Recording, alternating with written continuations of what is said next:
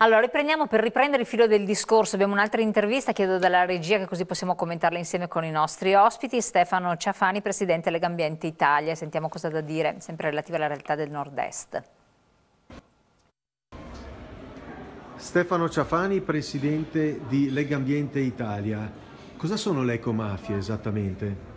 È un fenomeno criminale che abbiamo cominciato a denunciare nel 1994, anno in cui abbiamo prodotto il primo rapporto sulle ecomafie e sulla criminalità ambientale, e poi è diventato un rapporto annuale. È un fenomeno mafioso in alcune parti del paese, di ciclo illegale dei rifiuti, di ciclo illegale del cemento, racket degli animali, tutte attività che hanno a che fare con diciamo, l'aggressione all'ambiente, che ovviamente permette ai clan ecomafiosi di garantirsi grandi profitti.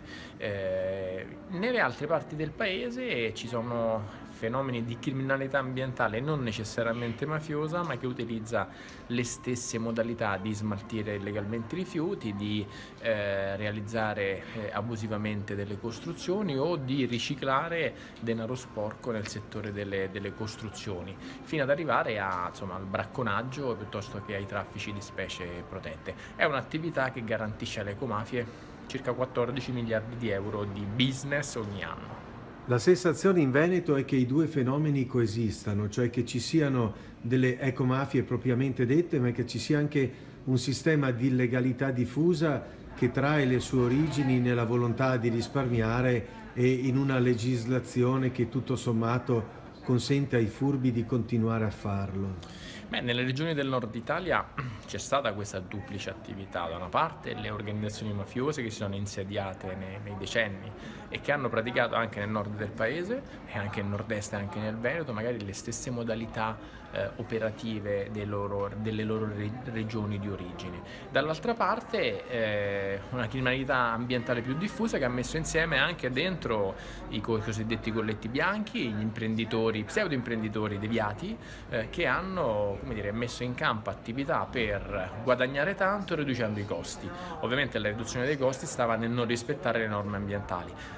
Questo è stato così diffuso in maniera molto garantista per certi versi, in assenza di una normativa ambientale adeguata per contrastare questi fenomeni. Grazie alla legge 68 che è entrata in vigore nel 2015, il 29 maggio 2015, da quel giorno i delitti contro l'ambiente sono nel codice penale, il delitto di inquinamento, il delitto di disastro ambientale, il delitto di omessa bonifica o di impedimento del controllo da parte degli enti pubblici sono diventati reati penali per cui si rischia fino a 15 anni di reclusione. La magistratura può utilizzare gli strumenti di indagine più efficaci, i tempi di prescrizione si sono raddoppiati e poi grazie a questa legge si può aggredire il patrimonio delle imprese fino ad arrivare addirittura alla confisca dei beni delle imprese che hanno inquinato. Quindi insomma da 3 anni e mezzo a questa parte possiamo raccontare di una nuova stagione della lotta all'illegalità, della lotta alle ecomafie e della lotta alla criminalità ambientale nel nostro paese. Questo è importante perché abbiamo che il 37,5% dei processi si estingue per prescrizione, quindi è un dato rilevante. Un'osservazione a questo riguardo di quanto è stato detto? No, che dopo passo la parola, che è una cosa da tirar fuori. Credo che il tema della prescrizione sia un tema molto importante che giustamente è stato evidenziato nell'intervista. Soprattutto io penso che rispetto al cittadino, non per un piglio giustizialista, ma per una questione di certezza del diritto. Ecco, non deve passare, come troppe volte è passato il messaggio, che si può delinquere, che si possono fare grandi affari, magari saccheggiando la cosa pubblica, e che tutto ciò passi impunito oppure vada in prescrizione o che si risolva con ben poco. Ecco. Cioè quello che veramente va assicurato in tutti i settori, ma a maggior ragione con quel rigore che è necessario quando si amministra la cosa pubblica, è che chi sbaglia paga e se ne assume le responsabilità, non scarica i costi delle malefatte sulla collettività. Perché purtroppo questo è un film che abbiamo visto troppe volte e fa passare un messaggio sbagliato in cui alla fine prevale l'idea che in qualche modo si resti impuniti. Uno se la cava. Questo esattamente. Prego. C'era un aspetto che mi sarebbe piacere riprendere e riguarda la strategia. Sicuramente una delle componenti, dei filoni è quello dell'aspetto culturale, però l'aspetto culturale ha una capacità di efficacia che è nel medio-lungo termine, forse lungo termine, sì, mentre noi abbiamo una grande necessità anche di intervenire quotidianamente. Infatti. Ma anche quando si parla di soldi, uno può avere la cultura che vuole, esatto, ma qua stiamo parlando... Dobbiamo rispondere a delle necessità, quindi dobbiamo avere la capacità di intercettare i bisogni e le necessità e le problematiche delle aziende. Quindi quando parlo di una triplice strategia, cioè una strategia complessa che si compone di più filoni, sicuramente quello che ci hanno insegnato il dottor Paolo Borsellino e il dottor Giovanni Falcone sul puzzo, sull'infiltrazione, e quindi non aspetti che vengono da lontano ma che sono vivi, presenti, sono ormai connaturati col nostro contesto economico-sociale, devono portarci a questa strategia di educazione, di conoscenza, di comprensione della problematica. E questo riguarda un aspetto di responsabilità civile e sociale. Cioè noi dobbiamo anche sapere che quello che noi stiamo facendo oggi ha degli effetti in primis sulla salute. No, ma questa è la cosa più grave, tra l'altro. Perché attenzione, ecco, su questo ci vorrei ritornare, perché abbiamo parlato fino ad ora di aspetti prettamente economici, ma purtroppo la problematica relativa all'infiltrazione delle organizzazioni criminali modifica l'assetto economico-sociale, ma modifica anche il nostro ambiente e la nostra salute.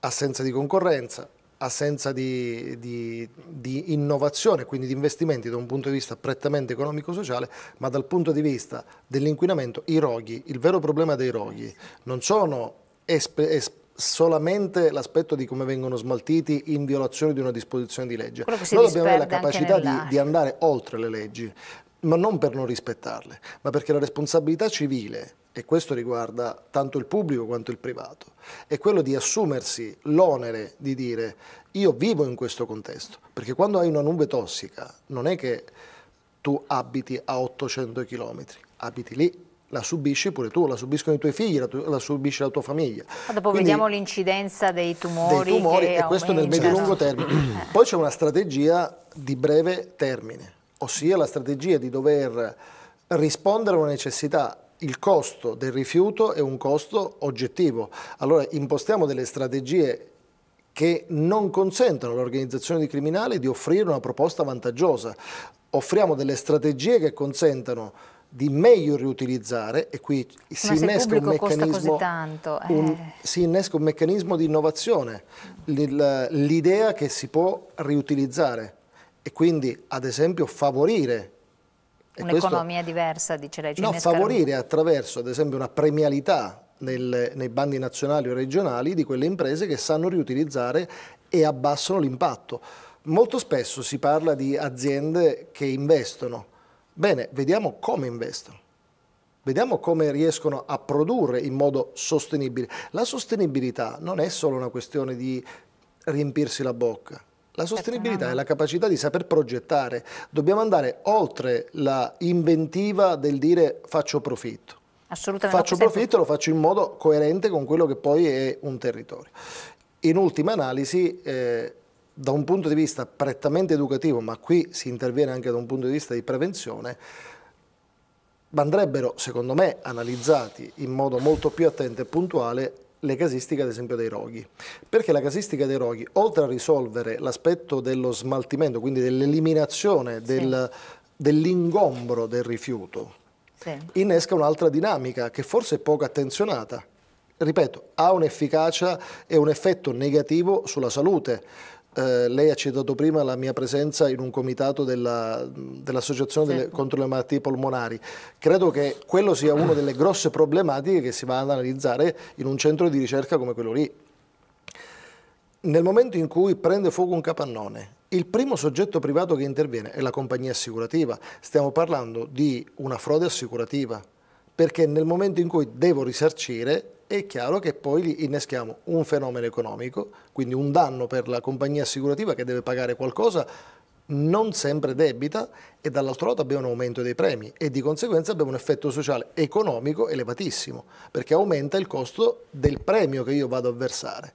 Per cui questa grande complessità nella gestione non può essere, ma non per smentire Livorno, non può essere gestita esclusivamente con l'aspetto culturale, vanno affiancate una serie di elementi in cui la responsabilità, e non vorrei che sia confusa con la responsabilità assicurativa, la responsabilità civile, cioè il senso civico che dobbiamo avere, ci deve portare a capire che ciascuno di noi deve saper operare, deve saper capire, e ciascuno di noi deve intervenire quotidianamente, perché oggi seminiamo quello che domani qualcun altro raccoglierà. Io sono ovviamente d'accordo.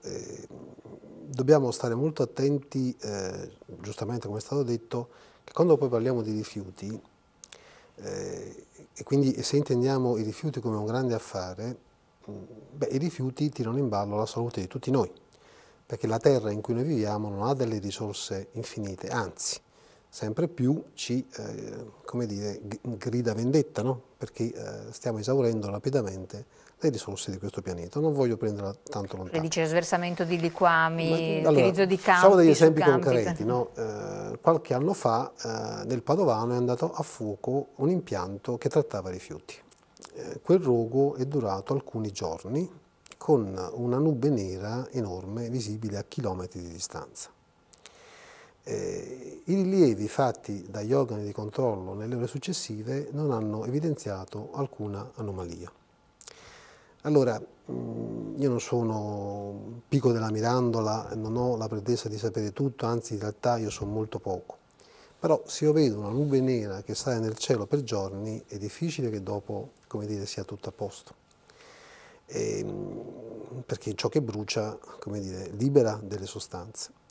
Questo rimanda anche al tema dei controlli, della qualità e dell'efficacia dei controlli, che non è solo banalmente il dire chi è preposto a verificare, è corrotto, piglia la bustarella, è colluso con un sistema, non è solo questo, c'è anche questo, perché ne abbiamo evidenza, ma anche dell'efficacia dei controlli. Cioè, quando tu hai, non so, i NOE, il Nucleo Operativo Ecologico dei Carabinieri, che dovrebbe vigilare sul nord-est, che ha l'organico che ha, è difficile fare dei controlli a tappeto o dei controlli seri, sapendo che neanche quella è la soluzione. Cioè lei dice però questi quando hai come dire, gli organici dell'Ispettorato del Lavoro, degli SPISAL o di altri enti di controllo che sono ridotti a quello che sono, è difficile anche avere l'efficacia nei controlli. A me è capitato di segnalare situazioni, condizioni di lavoratori gravi, con un pericolo imminente per la salute, e le verifiche sono state fatte 3 mesi dopo le segnalazioni fatte. Questo a volte avviene perché il sistema non è in grado, come dire, di fare fronte, di controllare. Non sempre è così, se no certi fenomeni corruttivi, come dire, non ce li spieghiamo e non ce li motiviamo. Se qualcosa non funziona nel sistema. Se noi sistema, torniamo a monte, no, al rifiuto, allora a noi cittadini, giustamente, io sono il primo a dirlo, è una grande operazione culturale quella di separare i rifiuti, il vetro col vetro, la plastica con la plastica. Vabbè, è quello, però, siamo fatti una ragione. come dire, Vediamo. ed è una cosa che va fatta, ecco. Ma se tutto ciò poi si riduce ad un affare di alcuni, allora il sacrificio e anche l'impegno che fa il cittadino, ma dove va a finire? Come quando passa il messaggio del corrotto, del corruttore, che inevitabilmente la fa franca. Noi dobbiamo stare molto attenti, perché quando poi si perde fiducia in un sistema, la gente rischia di non credere più a niente. No, questo infatti è un messaggio correttissimo. Bisogna, ma è una questione etica, voglio dire, l'esempio è importante, estremamente importante, voglio dire, perché il cittadino deve giustamente, e va fatto, per l'amor di Dio, non voglio far passare un messaggio sbagliato, deve impegnarsi nel suo piccolo affare, e poi chi è sopra di lui non fa. Però esatto. ci sono degli aspetti che vanno prettamente toccati. Allora, innanzitutto non dobbiamo complicare, e questo ovviamente è un messaggio al legislatore, che sia nazionale, regionale o locale, dobbiamo rendere le cose molto più semplici. L'eccesso di burocratizzazione infatti, crea molti problemi. Anche l'assenza. No, attenzione, perché dobbiamo sempre pensare con la testa delle persone, l'aspetto pratico. Se io mi trovo con una difficoltà maggiore al beneficio che io riesco a percepire, è chiaro che tenderò a trovare una scorciatoia. C'è un caso, lo cito velocemente, c'è un caso molto banale, ricordo un regolamento di un comune, qui del Veneto, che imponeva comunque il pagamento di una quota dell'umido a un soggetto che umido non produce. Questo per quale motivo? Perché era stato regolamentato in quel modo. Allora, ovviamente, hai fatto cadere totalmente il palco della raccolta differenziata, cioè hai totalmente demotivato questo imprenditore che dice: ma io perché devo pagare una tassa fissa e non avere al contrario un sistema premiante? Ma questo quanto diffuso è una cosa. Ma questo deve rientrare in una logica del cerchiamo di andare incontro e di avvicinarci. Purtroppo sembra, e questo chiedo perdono per essere così tranchant e diretto, sembra che chi scrive le leggi poi non le debba mai attuare, cioè non sia quello che materialmente ogni giorno prende il sacchetto della spazzatura, lo deve calcolare, deve capire se l'ha fatta bene o l'ha fatta male e lo deve andare a collocare. Queste sono le piccole cose banali che quotidianamente dovremmo cominciarci a porre, cioè è fattibile, è logico. Quanto sforzo chiede? Perché è molto bella la teoria, ma dobbiamo smetterla di essere formali e di essere molto più sostanziali. È una cosa molto calzante. Le do la parola subito dopo, la pubblicità che straincombe. Quindi pubblicità pochi secondi, poi do la parola a Salvatore Livorno e tiriamo anche le conclusioni. Prego.